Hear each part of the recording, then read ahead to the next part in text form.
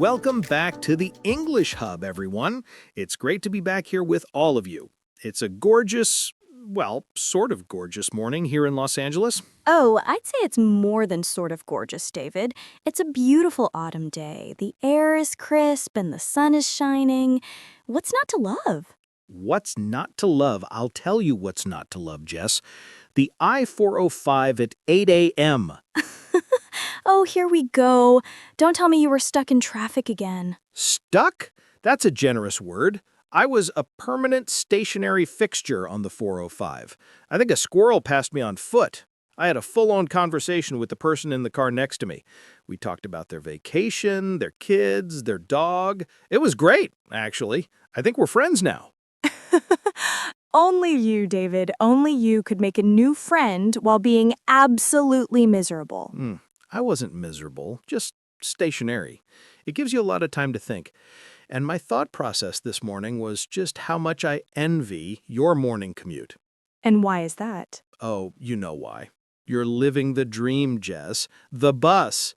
You get to just sit back, relax, listen to a podcast, maybe read a book. You get to do things. I get to look at the back of a Ford F-150 and contemplate the meaning of life. Well, I did read a really interesting article on the way here. It was about... Oh, please don't tell me what it was about. I'll just get more jealous.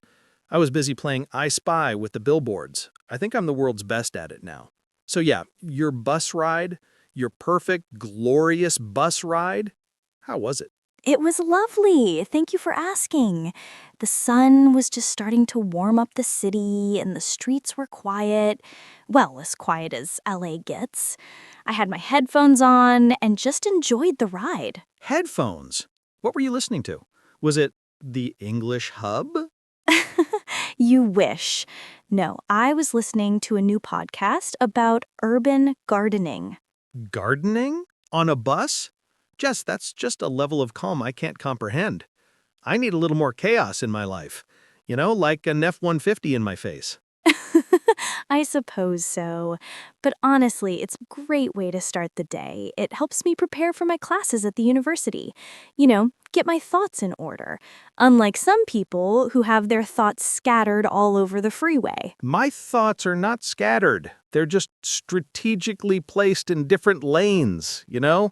A little bit of a plan, a little bit of a backup plan, a little bit of a I'm going to turn this car around right now and go home plan. I'm glad you made it, and I'm glad you're here. The studio feels a little cozier when you're here, even after all that traffic meditation. Thanks, Jess. It's good to be here, too. And speaking of a cozy morning, for all of you listening right now, we're so happy you're here with us. This isn't a classroom. You don't have to take notes. You don't have to sit up straight and pay perfect attention. Exactly. This is your time. So whether you're having a coffee, a cup of tea, maybe you're stuck in traffic like David was, or maybe you're on a bus like me, you can just sit back and relax. We're not your school teachers. We're just your friendly company, your English voices, your English family. So if you want to listen while you're doing the dishes, walking the dog, or just chilling out on the sofa, go for it. Background English works too. We're here to help you get comfortable with the language, one friendly conversation at a time. So just relax, breathe in that nice autumn air, even if it's coming from your air conditioner. And let's get into our topic for today. It's a big one. It's about what gets us moving, what keeps us going, what pushes us forward. Today, we're talking all about motivation. So, Jess, our big topic today is motivation. It's something we all talk about, we all want more of, but it can feel so elusive, right? Like you just can't grab onto it. Elusive is a great word for it, David. I mean, think about it. Everyone wants to start that new hobby, finish that big project, or get to the gym. But when the time comes, it's often a struggle to actually do the thing. It's a very human experience. Absolutely. I was thinking about it this morning on my stationary commute. You have this big plan, right? You want to work out at 6 a.m., get to the office early, and crush your to-do list. But then the alarm goes off, and that little voice in your head says, just 5 more minutes. And 5 minutes turns into, let's just start tomorrow. Oh, that little voice is very persuasive. I know it well. It's interesting, isn't it? We can intellectually know something is good for us, but the emotional and physical desire to do it just isn't there in the moment. It's a constant battle between our rational brain and our comfort-seeking brain. It really is. I think that's why people feel so much guilt about it. Like they're lazy or they're failing, but I don't think that's what's going on at all. It's not about being lazy. It's about the fact that our brains are wired to conserve energy. That's why sitting on the sofa watching TV often feels a lot better in the short term than going for a run. Exactly. That's a huge part of it. Our brains are always looking for the path of least resistance.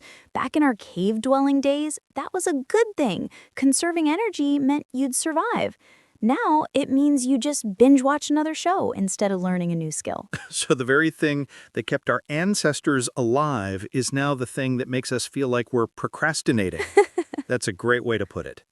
It also explains why so many of us feel like we're starting from scratch every single day. We get a burst of motivation, we make some progress, and then it just fades away. It's not a light switch you just turn on and off. It's more like a muscle. You have to train it. And like a muscle, it gets tired. That's why even the most successful people in the world struggle with motivation. They have bad days, just like we do. The key isn't to always feel motivated. The key is to act even when you don't feel like it. That's a powerful thought. It's about building habits, not just waiting for inspiration to strike. I think that's the biggest misconception people have about motivation. They think it's this magical feeling that's going to come and save them, but a lot of the time, you have to create your own motivation by just starting. Just putting one foot in front of the other. And that's exactly what we're going to talk about today. We're going to dive into the psychology of motivation and give you some practical, real-world tips that you can use to get yourself moving even on those days when you just don't feel like it. So grab that coffee, get comfortable, and let's get into it. Because motivation might be a struggle, but it's a struggle we can win. And we're going to help you do it. Talking about this, it brings up a very specific memory for me. A time when I was completely, utterly unmotivated. It was back in my early 20s, not long after I started my first business. I was full of energy, working 16-hour days, feeling like I was on top of the world. Then we hit a wall. A major project fell through, a client left, and suddenly all that momentum just evaporated. I remember waking up one morning and just not wanting to get out of bed. Oh, I can picture it. So what did you do? Just stay in bed all day? Almost. For about 2 weeks, I was in a funk. I'd go into the office, but I'd just stare at my computer screen. The things I loved doing felt like a chore. Writing emails, making phone calls. I just couldn't bring myself to do it. It was like a physical heaviness. I'd go home and I wouldn't even feel like making dinner. I'd just eat cereal for every meal. A steady diet of Lucky Charms and unproductivity. That's a low point. It was. It was really a turning point for me, though. One day, I was sitting there feeling sorry for myself, and I got a call from an old friend. He could hear it in my voice. He said, "David, what's going on? You sound like you've been run over by a truck." I told him everything, and he said something that really stuck with me. He said, "Okay, so the big stuff is hard right now. What's the smallest, easiest thing you can do?" That's such a good question. It was. I thought about it. The smallest thing, I guess I could just clean my desk. It was a complete disaster. So I spent the next hour just organizing papers, wiping things down, throwing things out. It was a tiny, simple task, but when I was finished, I felt a little spark, a small sense of accomplishment. You found your motivation in a dust bunny. I did. It was the smallest, most insignificant thing, but it broke the spell. The next day, I didn't feel like taking a big meeting, but I felt like making one phone call. Then the day after that, I felt like sending 2 emails. It was a slow process, but by focusing on those tiny, achievable tasks, I started to build momentum again. It wasn't about finding a big, grand motivation. It was about creating little wins. That's a fantastic story. It really shows how you can't just wait for motivation to hit you. You have to create it. And sometimes it's not about the big, glamorous things. It's about a clean desk or a single phone call. I think that's a lesson we can all take to heart, whether we're trying to build a business or just get through a tough week. It's about being kind to yourself and focusing on what you can do, not on what you can't. And it's about understanding that it's okay to not be okay. It's okay to have a bad week or a bad month. The most important thing is just to find that one tiny thing that can help you get back on track. For me, it was a clean desk. For someone else, it might be taking a 5-minute walk or making a cup of coffee. It's the small steps that lead to big changes. So we've talked about what it feels like to not have it, but let's define it. What is motivation? Is it just a feeling? Is it a skill? That's a great question, David. I think the easiest way to think about it is that motivation has two main parts. It's like a recipe. You need both energy and direction. Energy and direction. I like that. So what do you mean by energy? Well, the energy is the spark. It's the physical and mental drive to start something. It's that feeling you get when you're excited about a new project, a new workout routine, or a new language class. It's the desire to act. Without this energy, you might have all the plans in the world, but you just won't move. You'll stay stuck, like a car with a full tank of gas, but no engine. Like my car this morning, just sitting there. I can relate. So the energy is the wanting part, the desire. But that can fade, right? Like you said, the initial excitement of a new hobby wears off. Exactly. And that's where the second part comes in, direction. Direction is the where to go part. It's the goal, the purpose, the reason why you're doing something. It's not just a general feeling of wanting to do something, but a specific, clear path forward. Without direction, all that energy is just a fire with nowhere to go. It just burns out. So you can be full of energy, but if you don't know what you're doing, you'll just be busy doing nothing. I see that a lot in the business world. People are running around, working long hours, but they're not focused on the most important things. They're busy, but not productive. Exactly. It's a very common trap. You can be super motivated to be successful, but what does that even mean? Is it more money, a new title, more free time? If you don't have a clear goal, all that effort is wasted. It's like running a marathon without a finish line. So to be truly motivated, you need both. You need that initial energy, that spark, and a clear, well-defined goal to aim for. That's a huge shift in thinking for a lot of people. It's not about waiting for a magic feeling. It's about cultivating both a sense of urgency and a clear purpose. And the great thing is, you can work on both of them. You can create energy by taking small actions, like you did by cleaning your desk. And you can create direction by setting specific, measurable goals. It's not this mysterious force from the universe. It's a conscious choice and a skill you can build. Motivation is not something you have, it's something you do. It's an action. Okay, so we've established that motivation is energy plus direction. Now, let's talk about where that energy comes from. It's not all the same, is it? I mean, sometimes I'm motivated to do something because I'll get a reward, and sometimes I do it just because I love it. Exactly. You just perfectly described the two main types of motivation, extrinsic and intrinsic. This is a core concept in psychology, and understanding it can really help you figure out what makes you tick. So let's start with extrinsic motivation. That's the one that's driven by rewards, right? Yes, precisely. Extrinsic motivation comes from external factors. It's all about getting a reward or avoiding a punishment. Think about a student who studies hard to get a good grade. The good grade is the reward. Or a child who cleans their room to avoid being grounded. Avoiding the punishment is the motivator. In the business world, it's things like a bonus for hitting your sales targets, a promotion, or even just public recognition. It's the I'll do this because of that type of thinking. So it's very transactional. I do something, and I get something in return. I can see why that's so powerful. We're all wired to seek rewards. But what's the downside? Well, the problem with extrinsic motivation is that it can be short-lived. Once the reward is gone, the motivation can disappear. A person might work really hard for that bonus, but as soon as they get it, they might go back to their old habits. It doesn't create a deep, lasting commitment.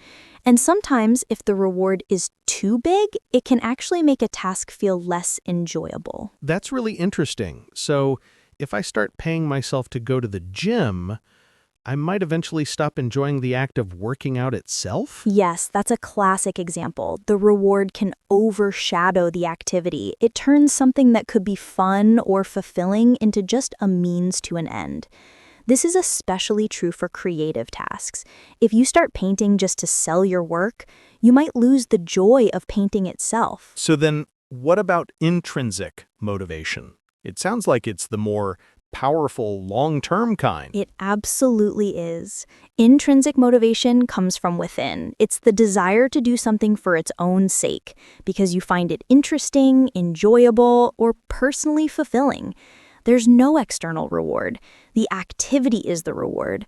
Think about a musician who practices for hours because they love playing their instrument, or a person who volunteers their time because they genuinely care about the cause.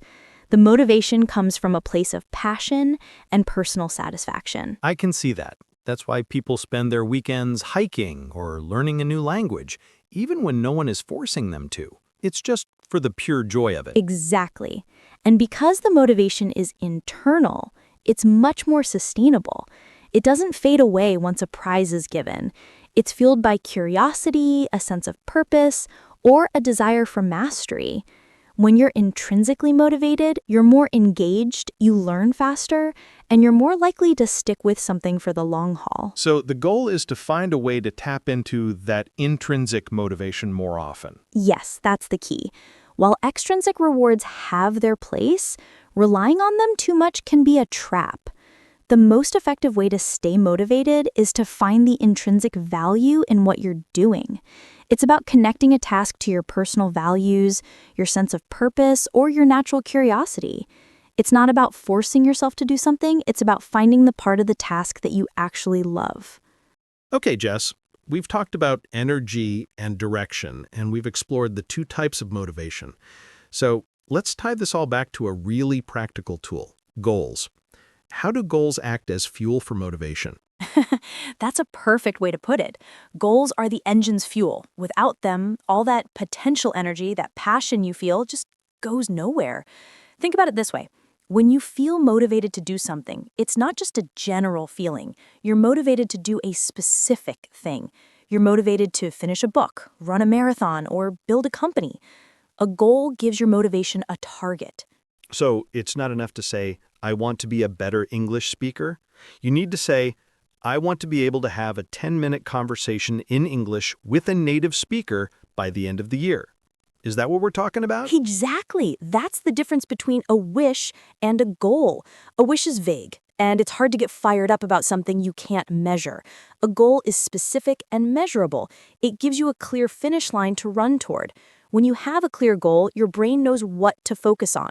It starts seeing opportunities and creating a plan. I can see that. In the business world, we call them SMART goals: specific, measurable, achievable, relevant, and time-bound. It's a way of taking a big idea and breaking it down into something you can actually work on. For me, that's always been the key to staying motivated. If I have a huge project and I only look at the end result, it feels overwhelming. But if I say, okay, this week I'm just going to write the first chapter, it feels manageable. Yes, and that's a crucial point. Clear goals prevent overwhelm. Overwhelm is a huge motivation killer. When a task seems too big, our brains just shut down. But when you break a big goal into smaller, more manageable steps, you create a series of mini victories. Every time you check off a small task, you get a little hit of dopamine. That's a feel-good chemical that your brain releases when you achieve something. Those small wins create momentum and fuel your motivation to keep going. So you're saying that motivation isn't this big, scary thing. It's just a cycle of setting a small goal, achieving it, and using that little burst of success to fuel the next step. Precisely. It's a feedback loop. Setting a goal gives you a target. Achieving it gives you a sense of accomplishment, which boosts your motivation. That increased motivation then helps you tackle the next goal, and so on. Goals give you purpose, and purpose gives you power. They turn that vague desire for change into a concrete plan for action. So if you're feeling unmotivated, don't just wait for inspiration. Define a clear small goal and get started. So we've talked about what motivation is, the types of motivation, and the role of goals. Now let's get into the nitty-gritty, the actual science behind it. Because motivation isn't just a feeling, it's a series of chemical reactions in your brain. And a big part of that is dopamine. Oh, David, now you're talking my language. Dopamine is a fantastic chemical. A lot of people think of it as the pleasure chemical, but that's not quite right. It's more of a seeking or anticipation chemical. Dopamine is released in your brain not when you get a reward, but when you expect a reward. It's what drives you to go after something. It's what makes you want to check your phone for a new message or get a promotion at work. So it's the thrill of the chase, not the catch itself? Exactly. That's why the journey is often more exciting than the destination. Your brain is getting these little bursts of dopamine every time you take a step closer to your goal. And this creates a powerful feedback loop. You take an action, your brain releases dopamine, you feel good, and that reinforces the desire to take that action again. This sounds a lot like how habits are formed. You have a cue, a routine, and then a reward. Is that related to the dopamine system? It's absolutely connected. The dopamine system is the engine that powers the habit loop. It's a three-part process that our brains use to make actions automatic. First, there's the cue. This is the trigger that tells your brain to go into automatic mode and which habit to use. It could be a time of day, a location, or even a feeling. So like the smell of coffee in the morning tells my brain it's time to start working. Precisely. That's the cue. Then comes the routine. That's the action itself, the habit you perform. In your case, it's sitting down and getting started on your emails. The routine is the action. Finally, there's the reward. This is the positive outcome that your brain gets from the routine. It could be a sense of accomplishment, a delicious treat, or that little burst of dopamine.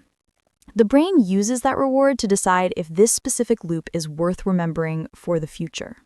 That's brilliant. So every time I get through a tough email, my brain gives me a little high, and that makes it more likely I'll do it again tomorrow. So motivation isn't about willpower. It's about building a system of cues and rewards that makes the desired behavior automatic. Yes, you've got it. So when we talk about being unmotivated, it's often not a lack of willpower, it's a failure to create an effective reward loop. We're trying to do something difficult without an immediate, satisfying reward.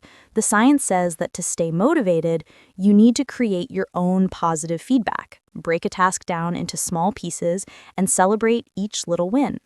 Finish a page of an essay? Reward yourself with a short break. Complete a chapter of a book? Have a cup of tea.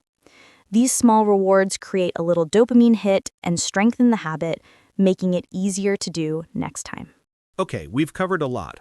We know what motivation is, where it comes from, and how to fuel it with goals. But what are the enemies of motivation?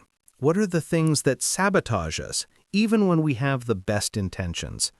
I think there are three big killers: procrastination, fear, and perfectionism. Those three are a classic trifecta of doom, aren't they? They're like the villains in our own personal story of success. Let's start with procrastination. I think everyone can relate to this. It's the act of delaying or putting off tasks even though you know you should be doing them. It's not about being lazy. It's a very specific kind of struggle. Absolutely. I've read that procrastination isn't a time management problem, it's an emotional regulation problem. We procrastinate because we're trying to avoid a negative feeling associated with a task, like boredom, anxiety, or the feeling of being overwhelmed. So instead of dealing with those feelings, we just push the task away by doing something easier and more fun, like scrolling through social media. Yes, it's a temporary fix that makes the problem even bigger.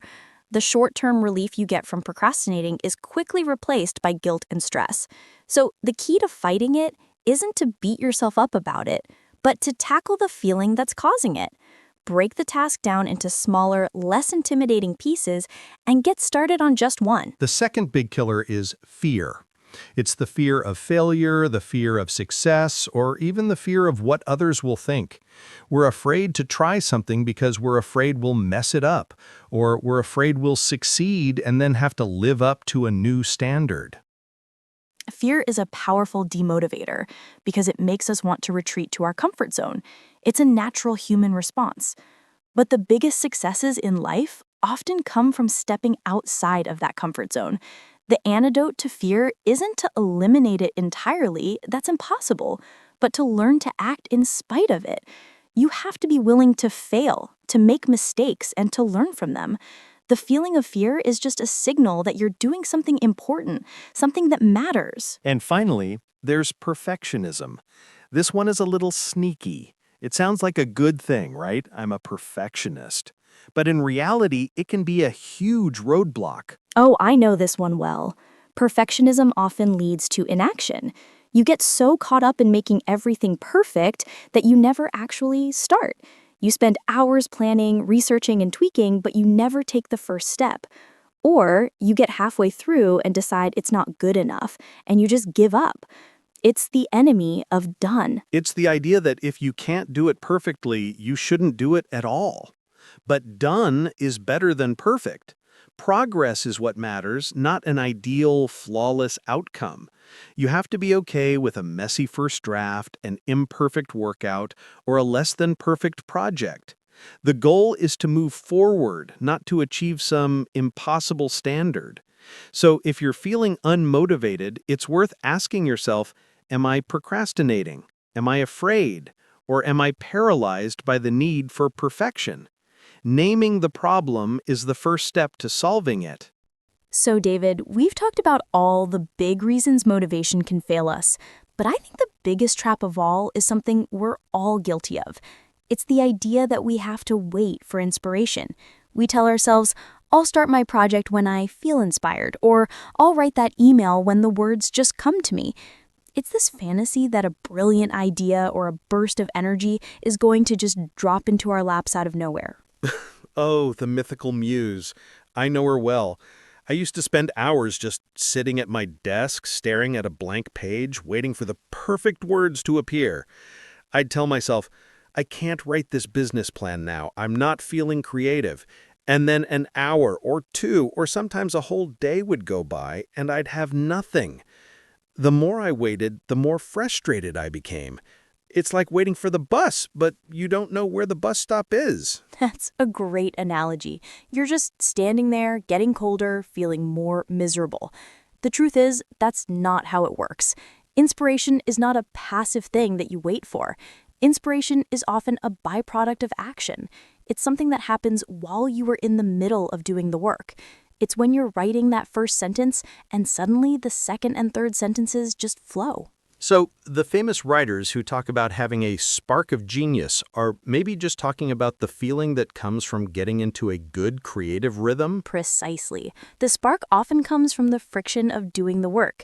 Your brain is a problem-solving machine. When you give it a task, even a small one, it starts to work on it. It's like a car engine. You have to turn the key and get it running. It might be a little rough at first, but once you're on the road, it's smooth sailing. You can't just sit in the driveway and wait for the engine to start itself. I'm very familiar with sitting in the driveway this morning, so I get that analogy perfectly.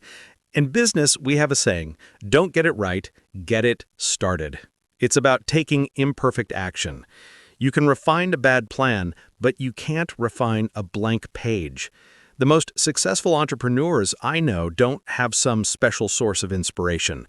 They have a routine. They show up every single day and do the work, regardless of how they feel. The inspiration comes from seeing the progress, from seeing the results of their consistent effort. It's true. The belief that you need to be in the right mood to start something is a myth. You might not feel motivated to go to the gym, but once you put on your shoes and walk out the door, you've already started. And once you start, the feeling of accomplishment and the physical boost you get from the workout will generate a little bit of inspiration for the next time. It's about a small action leading to a feeling, not the other way around. That's such a crucial point. So, our advice to all of you listening today is simple. Don't wait for the magic feeling. Don't wait for a burst of inspiration. Just start. Take one small, tiny step. Write one sentence, make one phone call, do one push-up, because that single action is the most powerful thing you can do. It's the first step on the road to building momentum and ultimately to achieving your goals. And once you get going, you might just find that the inspiration you were waiting for was with you all along. You just had to give it a chance to shine. So let's stop waiting and start doing. Okay, so we've established that waiting for inspiration is a losing game.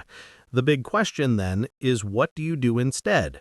How do you get motivated when you feel completely stuck? And for me, the answer is the small steps principle. It's the idea that motivation comes after action, not before it. That's such a simple but powerful idea. And it goes completely against what we've been taught. We're told we need to feel motivated to start. But what you're saying is that the feeling of motivation is a reward for having already started. Exactly. Think about that story I told you earlier about cleaning my desk. I didn't feel motivated to work on my business, but I felt like I could clean my desk. It was such a small, non-threatening task. But when I finished it, I felt a little surge of accomplishment. That small victory gave me the momentum to take the next tiny step, which was sending one email. And that email led to a call, and that call led to a conversation, and suddenly I was back in the game. It's like building a snowball. You start with a tiny bit of snow, just a small little ball. It's not impressive, it doesn't look like much, but as you roll it, it picks up more snow, and it gets bigger, and its momentum increases. The small steps are the initial push. The motivation is the growing momentum. I love that analogy. It's all about creating mini wins. When a task feels too big, our brains get overwhelmed and shut down. But if you tell yourself, I'm just going to work on this for 5 minutes, or I'm just going to write the title of my essay, you make it so easy to get started that your brain can't even argue. And once you've started, the momentum often carries you further than you thought you'd go. And this is a great strategy for building new habits, too. If you want to start exercising, don't tell yourself you're going to go to the gym for an hour every day. That's a huge, intimidating goal. Instead, tell yourself you're just going to put on your workout clothes. That's it. That's your only goal for the day. That small step makes the next step, going for a short walk, seem a lot easier. And that short walk might lead to a run. You're not relying on willpower. You're building a system that makes the desired behavior automatic. So for everyone listening, if you're feeling unmotivated, don't wait for a sign from the universe. Don't wait for inspiration. Just take one single, ridiculously small step. Start with a 5-minute timer. Open the document. Put on your shoes. The feeling of success that comes from that tiny action will be your fuel for the next one. Remember, you don't need to be perfect. You just need to start. Okay, so we've talked about all the small steps and the science behind them, but what about the big picture? What about the tasks we really don't want to do, even in small pieces? How do you get motivated for something that feels boring, repetitive, or pointless? The answer is to find the power of purpose. It's about connecting the small tasks you have to do to a bigger, more meaningful goal. So it's not just about doing the work, it's about knowing why you're doing it. I can definitely relate to that in my business. I have to do a lot of tasks I don't enjoy, like paperwork and tax preparation. They're boring, and they don't give me that exciting hit of dopamine, but I do them anyway because I know they are essential for keeping my company running, and my company helps people improve their careers. So the purpose isn't the tax form itself, the purpose is the impact I'm making on my clients. Exactly. You're connecting a mundane task to a meaningful mission. When you can connect the little things you have to do to a bigger why, the energy shifts. The tax form isn't just a tax form, it's a foundation for building a successful company. The 5 minutes you spend doing a grammar exercise isn't just a drill, it's a step toward being able to connect with people from a different culture or land a new job. I love that. It's like seeing each task as a single puzzle piece. By itself, it doesn't look like much, but when you put it in the right place, You see how it fits into the beautiful, bigger picture you're creating. Without that piece, the picture is incomplete. That's a perfect way to put it. When people lose motivation, they often lose sight of that bigger picture. They're so focused on the difficulty of the individual puzzle piece that they forget the purpose of the entire puzzle. So if you're feeling unmotivated, I'd challenge you to ask yourself, what is the deeper purpose of what I'm doing? How does this small task serve a bigger goal that I truly care about? It's a powerful mental exercise. It shifts your focus from the negative feeling of the task itself to the positive feeling of the outcome. You're no longer doing something because you have to, you're doing it because it serves a purpose you want to achieve. That's the difference between being a busy person and being a person on a mission. And a person on a mission is unstoppable.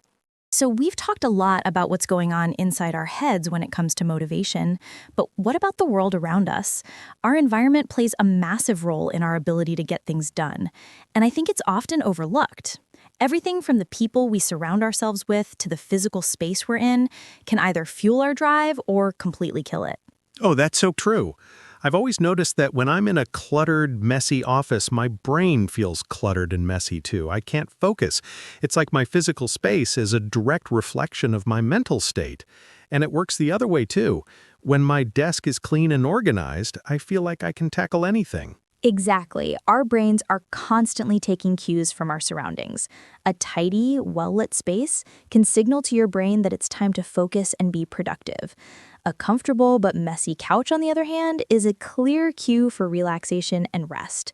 If you're trying to write a book from your bed, your brain is going to be fighting you every step of the way because that space is associated with sleep, not creativity. So the first step is often to optimize your physical space.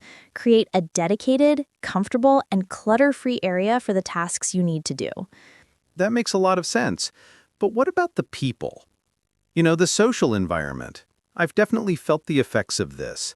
When I'm around people who are constantly complaining or who are negative about their work, it's infectious.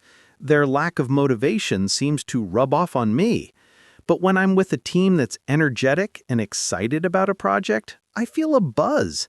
It makes me want to work harder. Oh, absolutely. Social influence is a powerful force. We are social creatures and we are hardwired to adapt to the norms of our group. If the people around you are motivated, supportive, and have a positive attitude, you are much more likely to adopt those same behaviors. They become a source of positive peer pressure, a friendly kind of competition that encourages you to step up your game. On the flip side, if you're surrounded by people who constantly procrastinate or make excuses, that becomes your new normal. So it's not just about the space, it's about building your motivational squad. You have to be intentional about who you spend your time with. Motivational squad. I love that. It's about finding an accountability partner, someone who shares your goals and can help you stay on track. It could be a friend you check in with every week, a study group, or a mastermind group in business. These people are your personal cheerleaders and your gentle reminders. They create a positive feedback loop that keeps you moving forward even on the days you feel like quitting. So if you're feeling a lack of motivation, don't just look inward. Take a look around. Is your space helping you or hurting you? And are the people in your life lifting you up or holding you back? Totally agree. Environment plays a massive role. But what about the days when nothing seems to be working? What about when we're just not feeling it? I think the secret weapon for those days isn't inspiration or a sudden burst of energy. It's routine and discipline. It's about using structure to keep yourself moving, even when your emotions are telling you to stop. I love that you brought this up, David, because a lot of people think of routine as boring or restrictive. They think it kills creativity. But in reality, a solid routine is one of the most powerful tools for building and sustaining motivation. It takes the decision-making out of the equation. When you have a routine, you don't have to debate whether or not you're going to do something. The decision is already made. Exactly. Think about it. Our brains have a limited amount of willpower.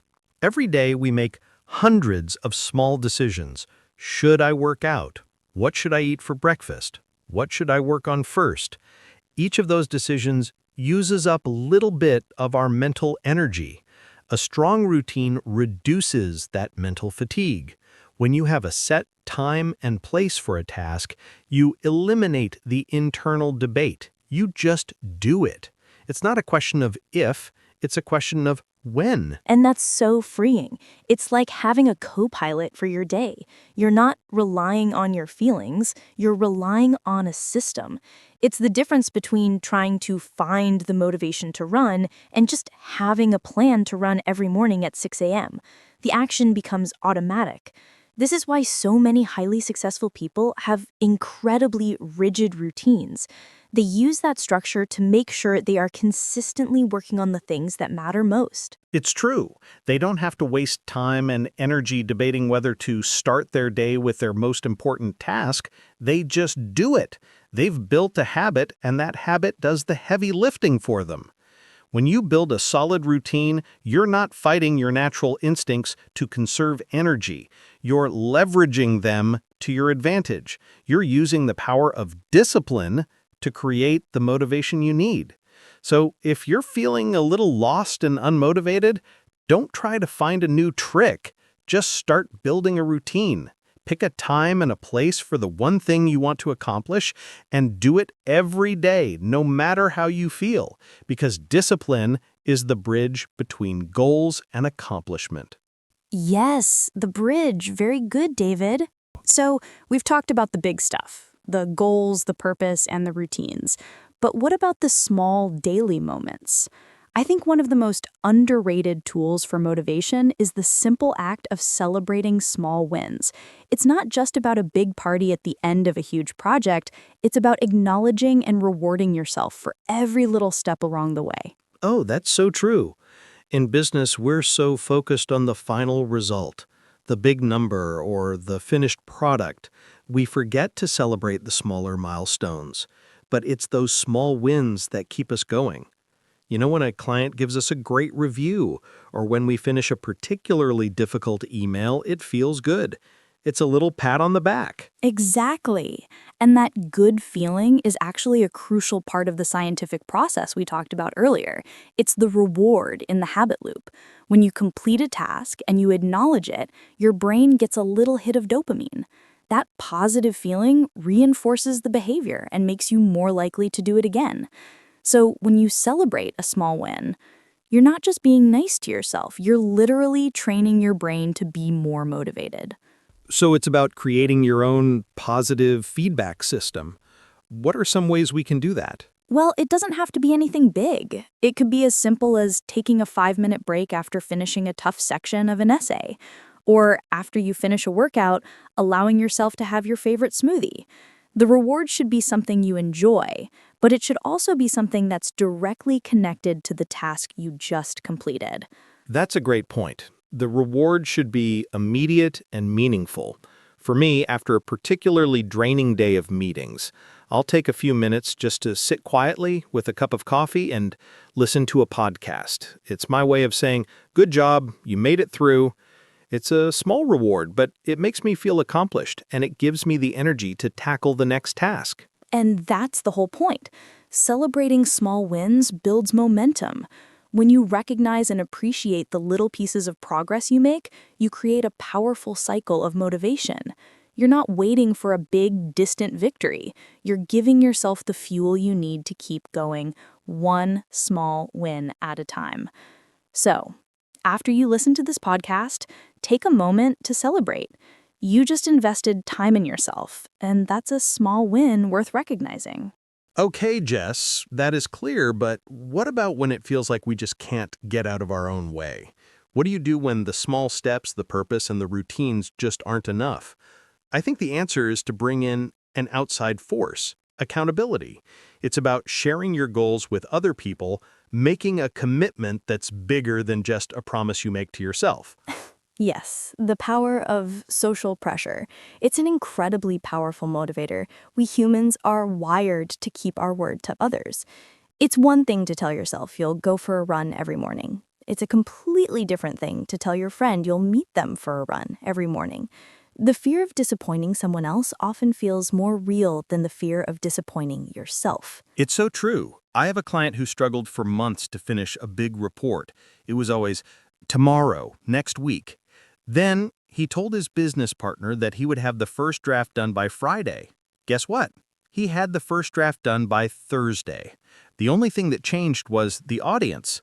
He had made himself accountable to someone else, and that was all the motivation he needed. That's a great example. I think accountability works on two levels. First, there's the fear of social judgment. You don't want to look lazy or unreliable in front of your friends, your family, or your colleagues. This fear is a strong motivator to follow through on your promises. But second, and I think this is even more important, there's the power of social support. When you share your goals with someone, they become your cheerleader. They can offer encouragement when you're feeling down, help you brainstorm solutions to problems, and celebrate your wins with you. It transforms a solitary struggle into a shared journey. Absolutely. So if you're struggling to stay motivated, don't keep your goals a secret. Tell a friend, a family member, or a colleague what you're trying to accomplish. Ask them to check in on you. It doesn't have to be a big formal arrangement. Just saying something like, "Hey, I'm trying to learn a new language. Can I tell you about my progress once a week?" is enough. It's that simple act of making your goals public that can be the most effective tool in your motivational toolbox. Yes, true. It is a very powerful tool. And, let's go back to something really personal and powerful. The way we talk to ourselves. I think two of the most effective tools for programming your brain for success are visualization and affirmations. It's about using your imagination and your words to create the reality you want to live. So it's a bit like a self-fulfilling prophecy. You believe you can do something, so you do it. Exactly. But there's a scientific basis for it. Our brains don't always distinguish between what's real and what we vividly imagine. When you visualize a successful outcome, whether it's giving a great presentation, finishing a project, or having a fluent conversation in English, you're essentially running a mental rehearsal. This helps to reduce anxiety and build confidence. You're creating a mental roadmap that your brain can follow, making the real-life task feel less intimidating because you've already done it once before in your mind. I've heard of athletes doing this all the time. They visualize scoring a goal or winning a race. So it's not just about dreaming, it's about preparation. Precisely. It's a form of mental training. Now, pair that with affirmations. Affirmations are positive, powerful statements that you repeat to yourself. When you say something like, "I am a confident English speaker," or "I am capable of achieving my goals," you're actively rewiring your brain. You're counteracting the negative self-talk that often kills motivation. It's not about magic. It's about consistent, deliberate self-talk that builds a new, positive belief system. So the key is consistency. You can't just say an affirmation once and expect things to change.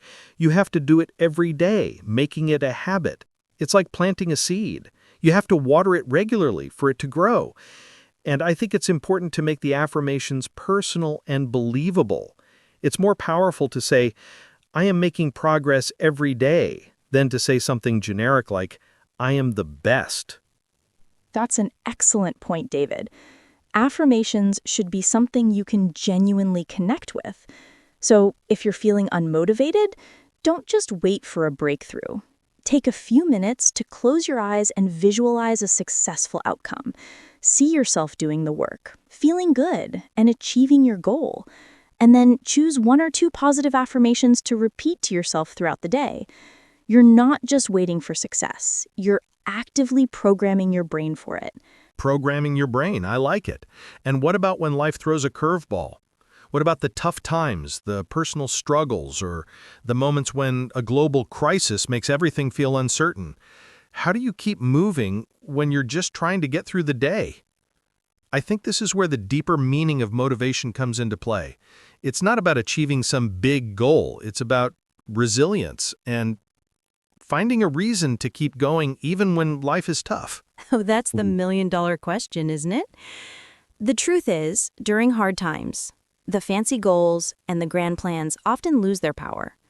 When you're struggling, the last thing you want to hear is, "Just visualize success." But what you need to tap into is something more fundamental. You need to focus on what you can control and give yourself grace. The motivation isn't to be a superstar.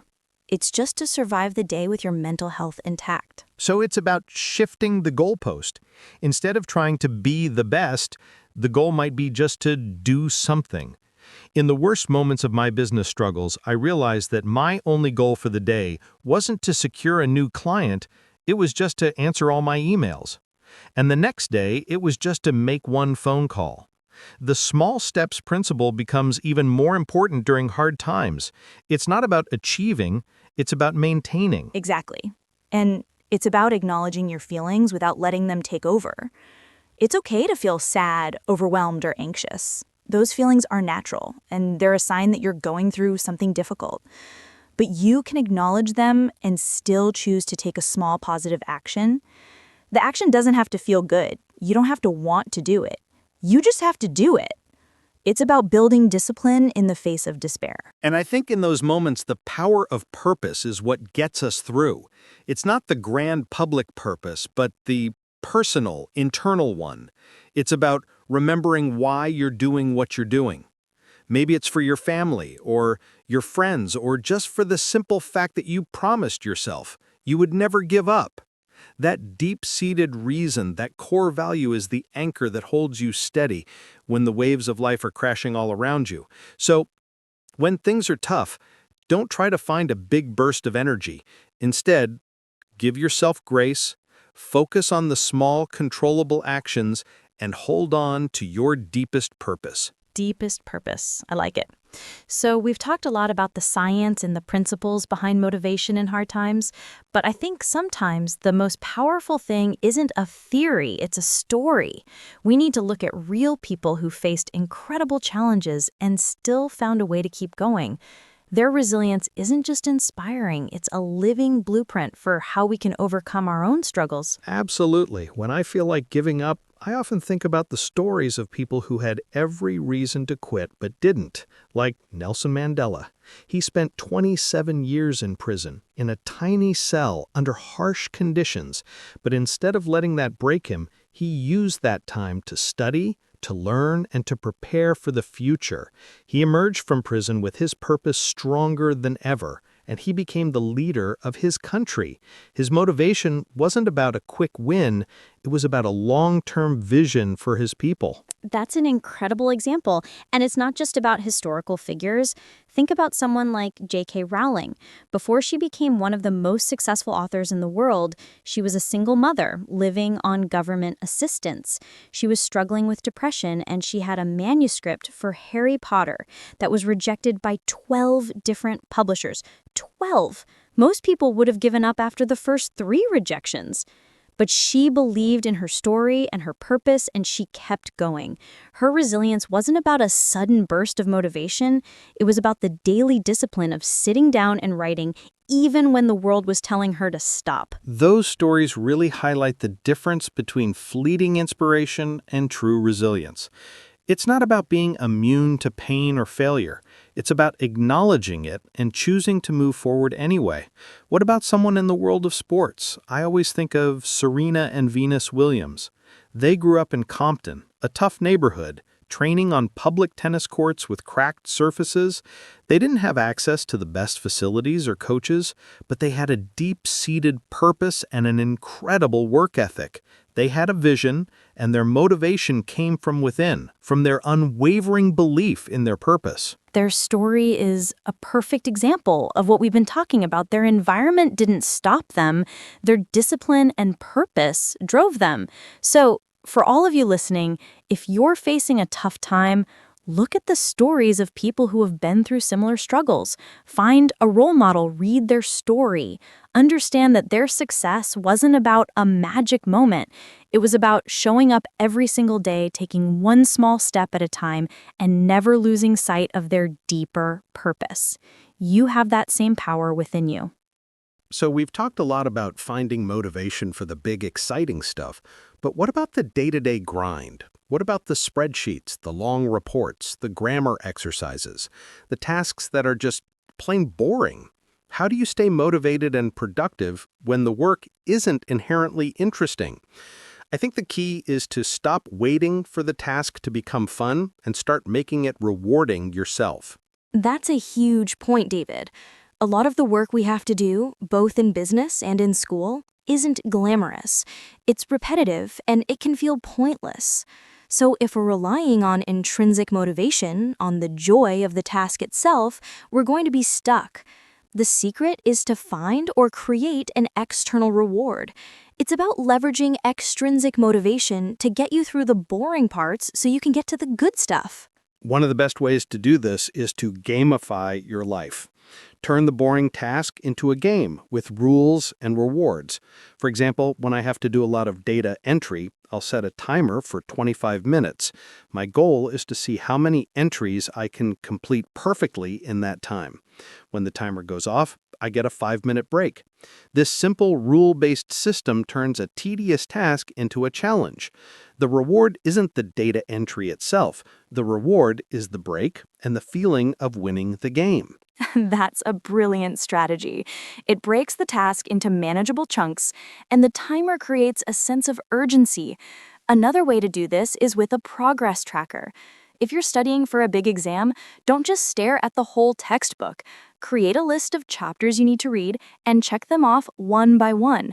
Seeing that list get shorter, seeing your progress in a visual way is an incredibly powerful motivator. The visual reward of the checkmark gives you a little dopamine hit and fuels you to keep going. And finally, it all comes back to purpose. If you have a boring task, take a moment to ask yourself, why am I doing this? The answer can't just be because I have to. You need to connect it to something you care about. That boring report isn't just a report. It's a key part of a project that will help your company grow. That difficult grammar exercise isn't just a drill. It's a step toward fluency that will open up new opportunities for you. Connecting the tedious work to a bigger, more meaningful goal makes it feel less like a chore and more like a necessary step on the road to success. The road to success? Good, very good. You know, we've been talking about motivation and all these different areas of life, but let's talk about one that so many people struggle with: health and fitness. The reason it's so difficult is that we often focus on intensity instead of consistency.